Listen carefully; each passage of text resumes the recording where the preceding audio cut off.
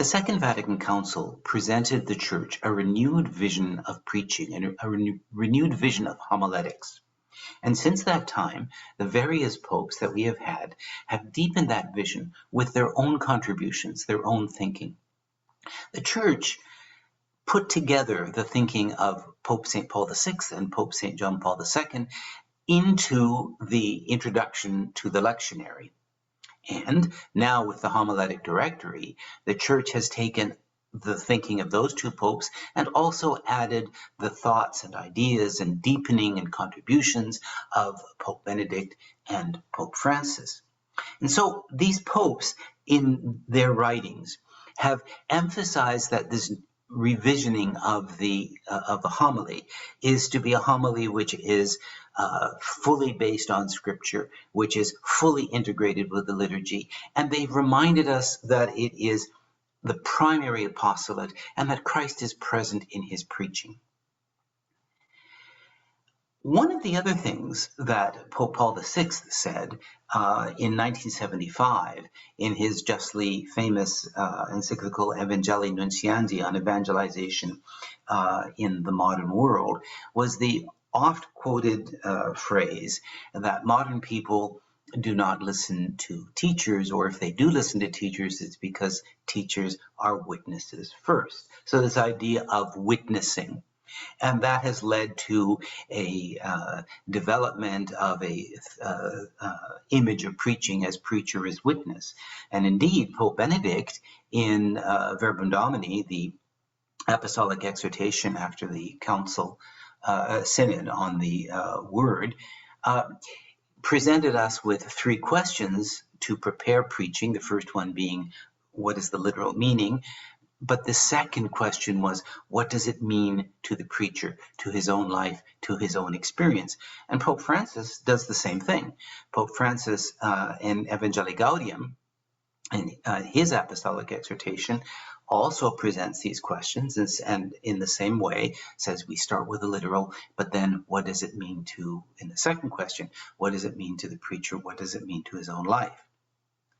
But then what do we do with the homiletic directory, which comes from the Congregation of Divine Worship and Discipline of the Sacraments, comes out in 2014 and tells us what a homily is and what a homily isn't. And one of the things that it says a homily isn't is that the homily should not be taken up with the preacher's personal witness. There is no question that people can be deeply moved by personal stories, but the homily should express the faith of the Church and not simply the preacher's own story. Is that a contradiction? And what does that mean? How then are we to understand what personal preaching is to be? In fact, are we to make preaching personal at all? Well, it does turn out that there's been a controversy about this for quite some time, both in Protestant circles and in Catholic circles. Among the New Homiletic, the writers in the New Homiletic movement, which champion the inductive preaching method, David Buttrick, one of the primary figures in this movement, in his book Homiletic Moves and Structures, is very strongly against any kind of self-referencing, any kind of personal witnessing in preaching. And he says, we are a poor substitute for the gospel. And he says, to be blunt, there are virtually no good reasons to talk about ourselves from the pulpit. On the other hand, Fred Craddock, who in his work on the New Homiletic movement, or the New Homiletic style, spoke about the importance of personal stories and how that can help deepen the gospel message. In terms of Catholic circles, Catherine Maury Laguna, who is a theologian, also seemed to caution against any self-referencing in a homily. She says, Personal references should be avoided because they set up the preacher as the norm for the community's experience of faith. And he says that self-referencing, when the preacher refers to himself, when the preacher uses his own life, his own stories, is highly distracting, and she claims highly ineffective. A very famous preacher in modern Catholic tradition is Father Walter Burkhardt, the great Jesuit preacher who is well known for his social justice preaching. And he also seemed to caution against this idea of personal referencing or self-referencing in a homily. And he says that there is a delicate line between the I that stirs others to think and tell their own story, and the I that embarrasses, that make others mumble uncomfortably, "I'm sorry for your troubles, Father." And certainly we have, from our rich Catholic tradition and our biblical tradition, we have St. Paul, who in 2 Corinthians chapter 4, verse 15 says, "We do not preach ourselves, but we preach Jesus Christ." So there seems to be a considerable trend against self-referencing, against what we might consider to be a personal witness in preaching, despite what Pope St. Paul VI would have said, and despite the questions that Pope Benedict and Pope Francis have asked us to explore in the preparation of our preaching. But on the other side, we have documents from the Church which seem to suggest the opposite. For example, the great American document by the American bishops, Fulfilled in Your Hearing, which is all about the homily and all about the preacher, defines the homily as a person of faith speaking to people of faith. So this is a very personal encounter, and it's by definition something personal. Father Vincent DeLeer, in his justly famous book, Written Text Becomes a Living Word, Father Vincent DeLeer was once the president of the Catholic Association of Teachers of Homiletics and came up with a system of outcomes for helping a preacher to measure whether or not he was accomplishing what the Church was calling him to do. And he spoke very strongly about homily being personal. He says, before it is anything else, says Father Vincent DeLeer, the Sunday homily is the word of a person of faith, the word of a person who has experienced the Lord and who wishes to share that experience. He disagrees, Father DeLeer, very strongly with David Buttrick. David Buttrick makes a strong case that the word I should never be used in preaching, that it should always be we, that there should always be an inclusion.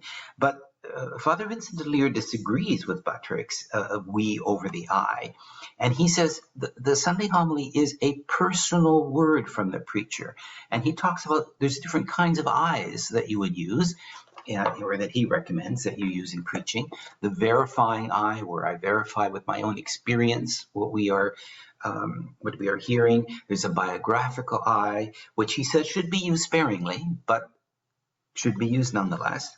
There's a representative I, where I stand for all of us. I'm a sinner as everyone else, and so on. And even speaks about a fictional I, where the even saying, giving license to a preacher to slightly change or make up details in a personal story for the greater good of the point of the homily.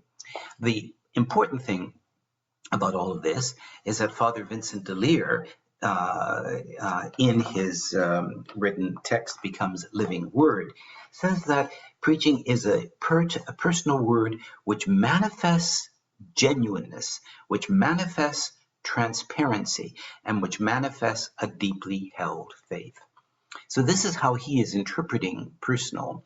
If you go back to the original ideas that you see in St. Augustine in De Doctrina Christiana, section 4, he speaks about ethos and pathos and logos, the word and then the emotional, but then there's the content, then there's the ethos, which is the person of the preacher must be coming through. And that person of the preacher is the manifestation of genuineness.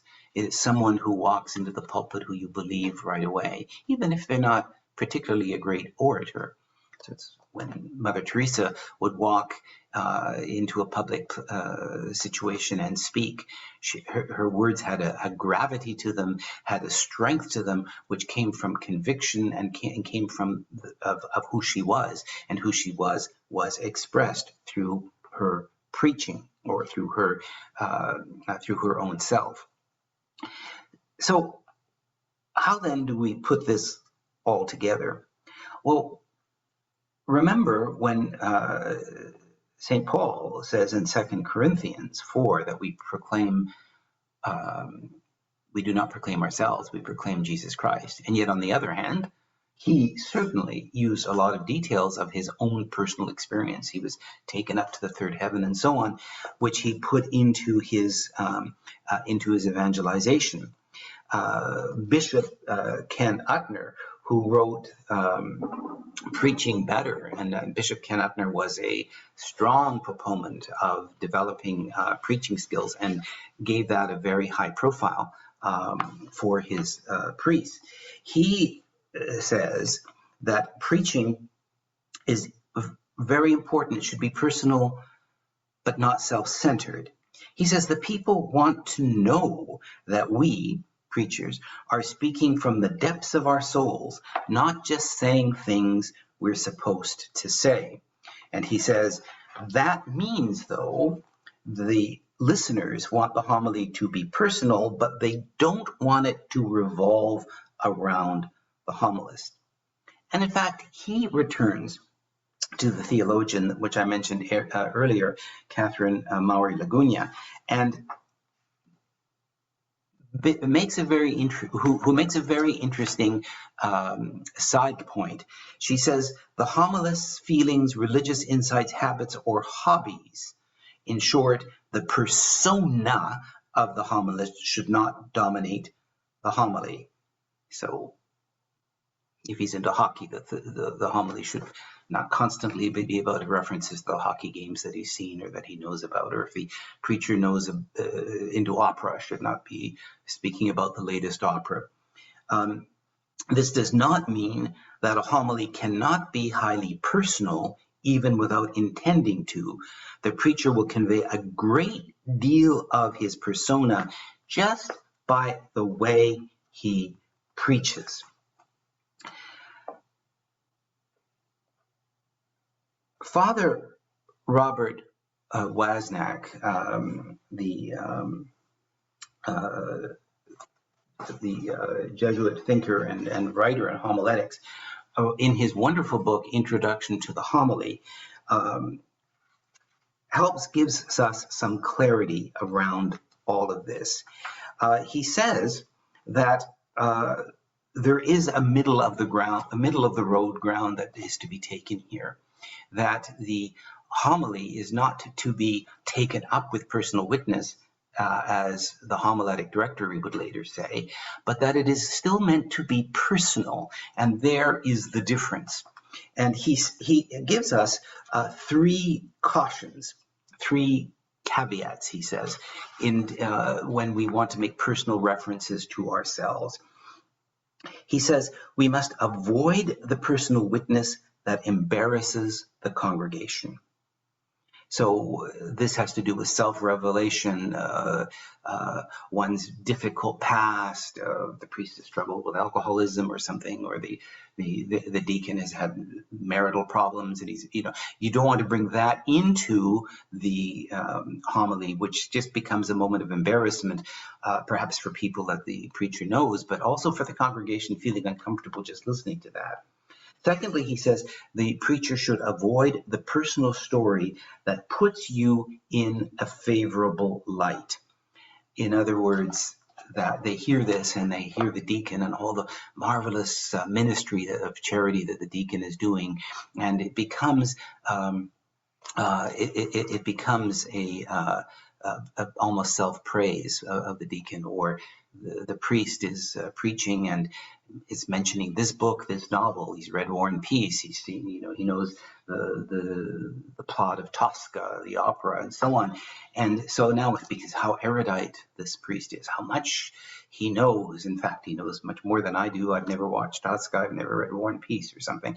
And that is starting to elevate the priest or elevate the preacher over the person of whom we are preaching about, which is Jesus Christ.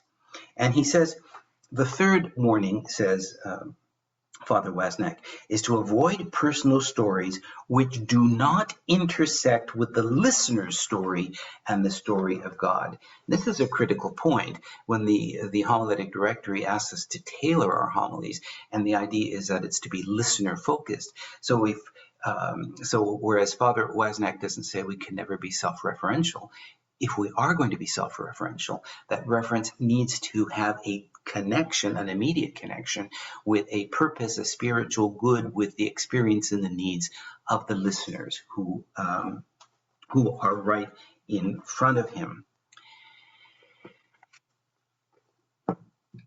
A very interesting way of looking at all of this is looking at the writings of St. John Henry Newman, who in his idea of the university is almost prescient as to what the church is going to eventually settle into as its new vision for homiletics. And he uses the word earnestness. This is the genuineness that Father Vincent DeLeer speaks about in his book, Manifesting Genuineness. Cardinal St. John Henry Newman uses the word earnestness. And he says, I would lay down a precept, which I trust is not extravagant when allowance is made for the preciseness and the point, which are unavoidable in all categorical statements. It is that preachers should neglect everything, whatever besides devotion to their one object, and earnestness in pursuing it, till they in some good measure attend those requisites. Who could wish to be more eloquent, more powerful, more successful than the teacher of the nations? Yet who more earnest, who more natural, who more unstudied, who more self-forgetful than he? And what Cardinal Newman does, St. John Henry Newman does, is to connect earnestness and genuineness with this concept of being self-forgetful, of emptying oneself. Therefore, it is possible to be very personal, to have a passion, to have an earnestness, to have a genuineness coming through without recounting a lot of details of one's own life. Cardinal Newman continues, I do not mean that a preacher must aim at earnestness, but that he must aim at his object, which is to do a spiritual good to his hearers, and which will at once make him earnestness.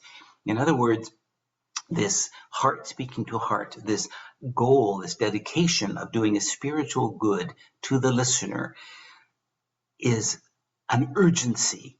And this urgency comes through that there is something very important that the preacher has to say, that it means something to the preacher, that he is convicted of it, that he is committed to it, and this passion, and it can be a large, expansive passion. It can be a quiet, intense passion. But this passion, this now is the ethos. This is the person. This is the personality of the preacher, which is coming through.